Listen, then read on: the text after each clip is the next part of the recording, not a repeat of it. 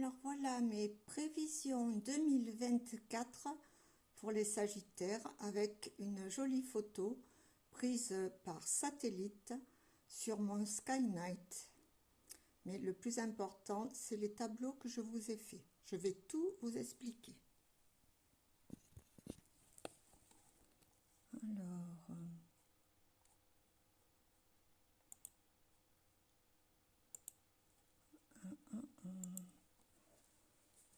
voilà.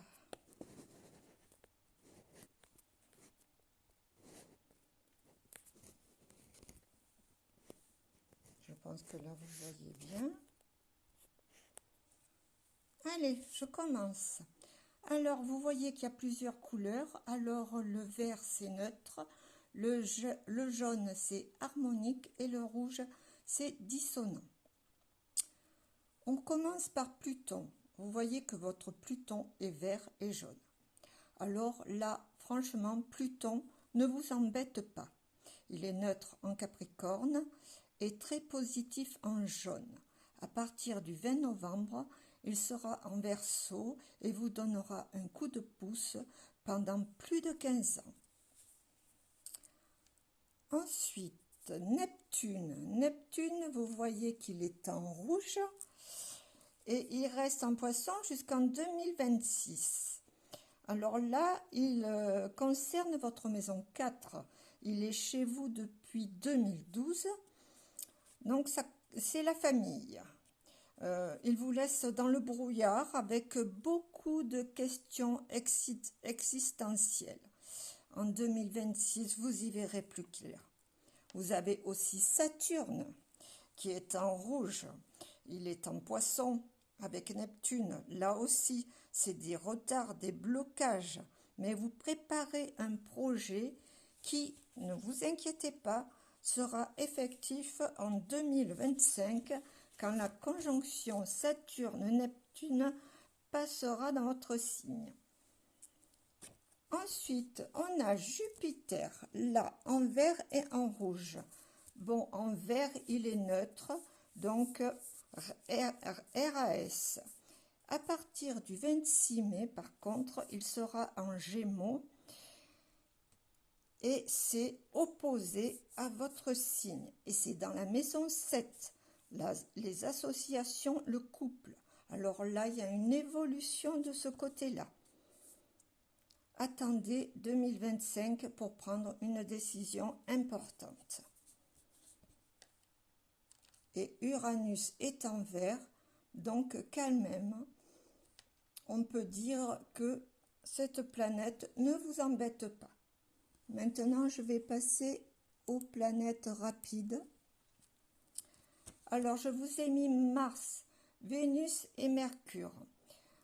Vénus et Mercure, je ne vous les fais pas parce qu'il y en a trop et c'est trop rébarbatif. Donc, je vous ai sélectionné quelques dates de conjonction de la planète Mars. Parce que Mars, c'est l'étincelle, le déclencheur. Allez, on y va. Alors, Mars est en Capricorne jusqu'au 13 février, en maison 2. Donc là, c'est des dépenses impulsives et des soucis avec l'alimentation, parce que la 2, c'est aussi l'alimentation. Donc, le 16 février, il y aura une conjonction Mars-Pluton dans votre maison 3. La maison 3, c'est les frères, les sœurs, l'entourage, les déplacements. Donc là, il y aura une décision à prendre et cette décision aura des effets pendant plus de 15 ans. Donc, prenez la bonne. Ensuite, Mars est en Poisson le 11 avril, conjoint à Saturne, et ensuite le 29 avril, conjoint à Neptune. Alors là, c'est en carré et c'est dans votre maison 4. Il y a une décision à prendre du côté de la famille.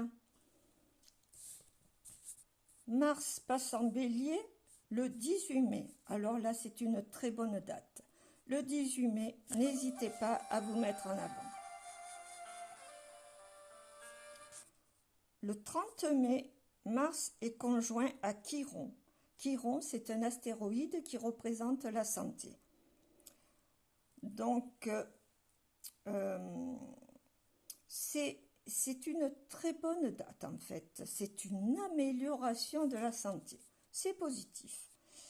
Mars en Taureau, en maison 6, c'est un changement que l'on vous impose. Surtout au moment de la conjonction avec Uranus, ça sera le 16 juillet. Alors là, ayez l'œil côté boulot. Mars en Gémeaux en 7, il est opposé.